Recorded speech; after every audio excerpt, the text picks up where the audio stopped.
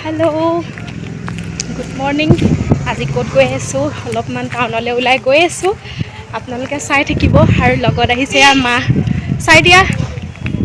চাই থাকিব ক'তনো পাওঁগে ওকে একেবাৰে আমি পাছত লগ পাম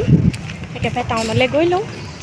এয়া গৈ গৈ একেবাৰে আমাৰ ইয়াত ডাঙৰ ফিল্ড এখন আছে দেই আৰু এই ফিল্ডখনত একেবাৰে খেল চেলো হয় তাৰপিছত বেলেগ ধৰণৰ কেম্প চেম্পু বহে তাৰপিছত এনেকৈ আমি তিনিআলি পোৱাৰ লগে লগে একেবাৰে ৰিক্সা এখন ধৰিলোঁ যিহেতু টাউন অলপ দূৰ হয় তাৰপাছত অকণমান টাউনৰ যিহেতু ৰাস্তাবোৰ দেখাই দিছোঁ আপোনালোকক আৰু যিহেতু উৰুকাৰ দিনাখন বতৰ ইমান এটা ভাল নাছিল ডাৱৰীয়া আছিল আৰু তথাপিও আকাশখন বৰ ধুনীয়া ফৰকাল হৈ আছিল দেই এয়া আপোনালোকক অকণমান দেখাবলৈ চেষ্টা কৰিলোঁ তাৰপাছত যিহেতু টাউনলৈ বুলি ওলাই গৈছোঁ পিঠা পনা বিহু বুলি কিনিবলৈ আৰু অলপমান আপোনালোকক দেখাই দিছোঁ আৰু ফাইনেলি পালোগৈ আমি টাউন তাৰপাছত ক'ত বা কি ওলাইছে চাব লাগিব আৰু একেবাৰে দেখা নাই আৰু অলপ দূৰ যোৱাৰ পাছত এয়া পালোগৈ আমি আহি পালোঁ টাউনলৈ বুলি আৰু যিহেতু এয়া চিৰা মুড়ি বিহুৰ কাৰণে কিনিবলৈ আহিছোঁ মানুহ সমাজে দেখিছে নহয় মানুহ বহুত বেছি ভিৰ তথাপিও কিনিবলৈ আহিছোঁ আৰু বাৰু কিনি মেলি লওঁ একেবাৰে দেই পাছত লগ পাইছোঁ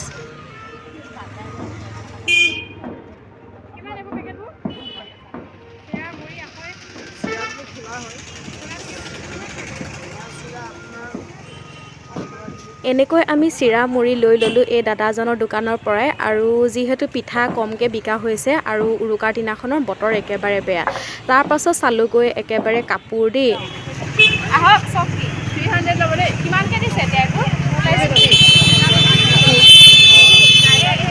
250 টকা দিছে পৰ্দা কাপোৰ চাইছোঁ বিহুৰ কাৰণে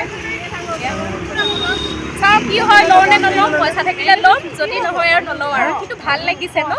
একদম পুৰা ধুনীয়া পৰ্দা কাপোৰ এয়া ইয়াত পৰিব মোৰ ইয়াত পৰিব বাৰু পাছত লগ চামানিছোঁ আংকল ভিডিঅ'লৈ চাই দিয়ক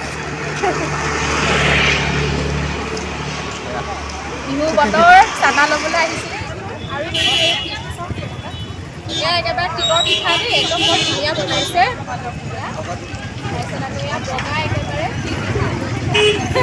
এয়া বনাইছে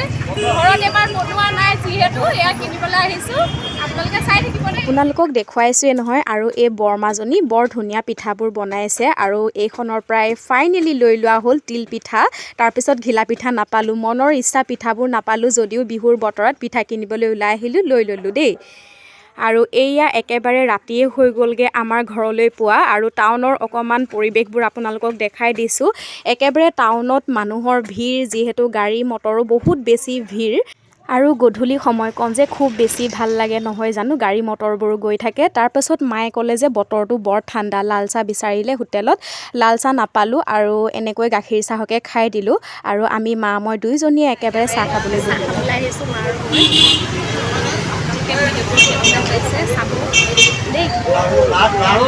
মা চাই দিয়া একদম শাক পাত লাগিছে সোৱাদ একেবাৰে সেইটো সোৱাদ নহ'ল একদম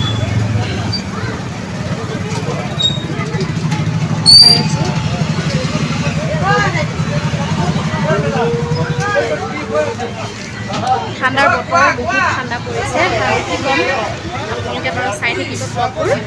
আৰু লগতে ছাবস্ক্ৰাইব কৰি দিব সকলোৱে একেবাৰে আমি চাহ তাহ খাই ওলাই আহিলোঁ আৰু যিহেতু বতৰ একেবাৰে বেয়া ডাৱৰীয়া হৈ আছে আৰু ঠিক নাই বৰষুণো দি দিব পাৰে আৰু যিহেতু গাড়ী এখনো পোৱা নাই আৰু বিহু বুলি গোটেই টাউনত 90 চলি আছে উপায় নাই আৰু খোজকাঢ়ি গৈ আছোঁ আৰু তিনিআলিলৈকে পালেগৈও আমাৰ যথেষ্ট আৰু যিহেতু গাড়ী মটৰ চলাই নাই তেনেকৈ আৰু চলিছে যিটো ভিৰ আৰু যিহেতু এনেকুৱা 90 লাগি থাকিলেতো গাড়ী পটককৈ পোৱা নাযায় আৰু বিহু বজাৰ অলপ চলপ কৰা হ'ল আৰু তেনেকৈ পিঠা পনা কিনা হ'ল আৰু ৰাতি বিশেষকৈ খাবলৈ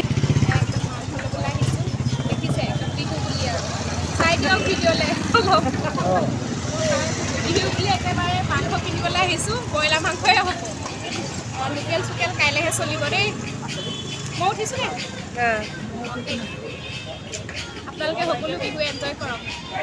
okay bye bye finally chicken কিনা হৈ গ'ল তাৰপাছত মায়ে ক'লে যে তামোল পাণ কিনিবলৈ আছে আৰু বিশেষকৈ বিহু বুলি ক'লে আলহী আহি থাকে সেইকাৰণে তামোল পাণটো আমাৰ সন্মানৰ নহয় জানো সেইকাৰণে তামোল পাণো লৈ লোৱা হ'ল বিশেষকৈ মোৰ চেনেলটো নিউ হয় আৰু আপোনালোকে ভিডিঅ'বোৰ কেনেকুৱা পাইছে জনাব এইটো প্ৰথমটো লং ব্লগ আৰু ধন্যবাদ